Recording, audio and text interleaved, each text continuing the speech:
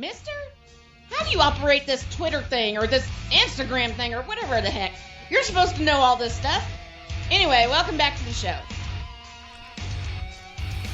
We keep going here on Snowman in the Morning. Had some technical difficulties at the top of the show. We apologize for that. But, you know, I love when people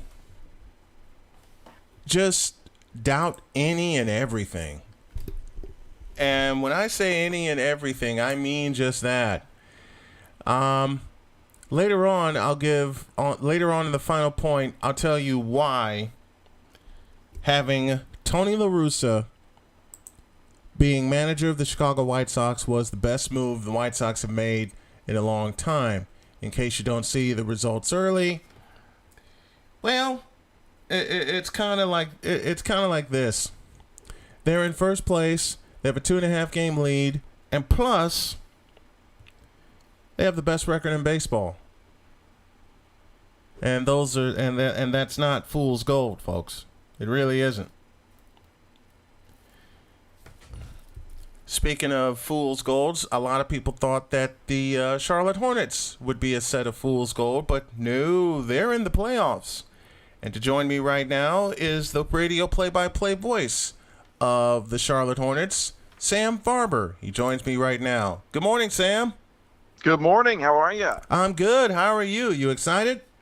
Very excited. I mean, this is the time of year everyone is working towards and wants to be a part of, and could not be more excited to get to call this game on Tuesday. Yeah, and it's a short turnaround. It's a short turnaround for you and the team, but you guys got in. You got one of the 10 spots available. What helped you guys down the stretch? Just to get into the postseason. Well, I think it was the foundation laid early in the season, quite frankly, because this team it did stumble down the stretch. I mean, they've lost 16 of their last 24 games, coinciding with the injury to Gordon Hayward, and I think the experience is invaluable for this young nucleus, for this core. But in terms of making the postseason, it had a lot more to do with what was done earlier in the season than what happened in the last month. What was the big thing that was established by Coach Borrego to this young team, to keep pushing them along? Well, he likes to talk about resiliency, and rightfully so. I think this group has certainly shown that, even with the only 8 wins in the absence of Gordon Hayward. There have been some really significant ones. This team's beaten Portland. This team's beaten Boston. It does have some kind of marquee wins to hang their hats on that came with Gordon Hayward on the bench. So, I think there is certainly a lot of talent here, a lot of young talent. This core can grow together. And now they're going to get at least one more game's worth of experience. And I was looking through the history books, and there's a lot of youngsters who have gone on to spectacular careers that did not get the benefit of year one postseason experience. Guys like Damian Lillard and LeBron James and Kevin Durant. And so, just getting that experience now is huge for LaMelo Ball and this young team. LaMelo Ball has been the one to hold this team together. Him getting experience on the floor has really helped this Hornets team flourish. And you mentioned the early part of the season is where they made their hay. How big of a piece is LaMelo Ball going to be with all this experience going forward? Well, he is expected to be the foundation, I think, of the franchise at that point guard position.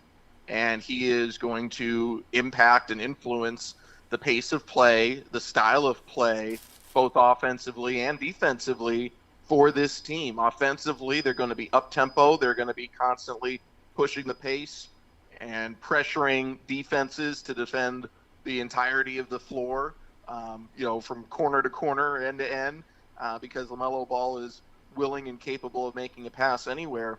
And then with his length and his tenacity and his, ability and desire to go after every loose ball, every steal opportunity, he puts pressure on the defense, from the moment they try and pull down a rebound, till they take their shots. And sometimes there's a risk analysis that, maybe is not entirely in the Hornets' favor there.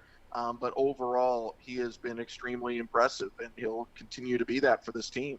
How big of a key is it to have this first-year playoff experience, as you talked about, with this young Hornets ball club? Well, I think it's really big. And, JB, head coach James Borrego, touched on it the other day that, this is something that, can only be learned. It's not something that you're just born with playoff experience, that guys like Kawhi Leonard that he worked with did not just show up day one and they were Kawhi Leonard NBA Finals MVP. It's something that is developed and learned, and you would love to say that, the Hornets, you would love the Hornets to be in the position the Spurs were in when Kawhi arrived, and just like, well, yeah, we're going to compete for an NBA title every year, and you're going to learn from these other experts. But there's also real value in learning, as you earn it yourself. It's important to keep in mind that in terms of player experience, the Hornets are the second most dependent on inexperienced players. What I mean by that is they have, for minutes played, the second highest percentage of minutes played in the league by guys who are in their first, second, or third NBA seasons. So, and the two teams that bookend them in that category are Oklahoma City and Minnesota, who are nowhere near the postseason. So I think it really speaks highly of the talent that Mitch Kupchak has assembled, the coaching job, the development job that James Borrego and his staff has put forth. And now this team has an opportunity to just gain a few more lessons and get a taste of postseason basketball and hopefully learn through winning. But win, lose, or draw, I guess there's no draw, win or lose, they will get some benefit here. Sam Farber, the radio voice of the Charlotte Hornets, joining me as we talk Charlotte Hornets and NBA playoffs. And a quick MVP question. Who do you think is the MVP this year in the NBA? It's really a difficult question. I think this year is as up in the air as it ever has been with all the injuries. I think Nikola Jokic.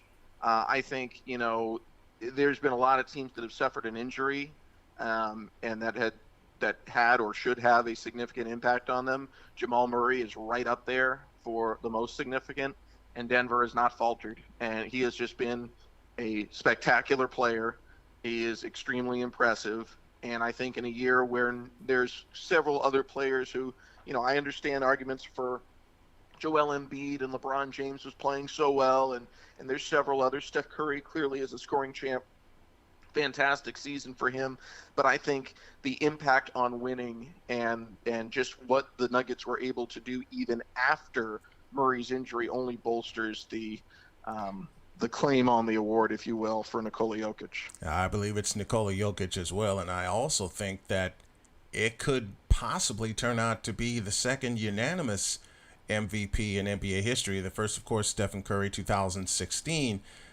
But if you want to look, it's a two-man race for me. It's Jokic and it's Stephen Curry, especially with what Stephen has done lately in claiming the scoring title. But you're right, Jokic has just been the most consistent foundation for a team all season long.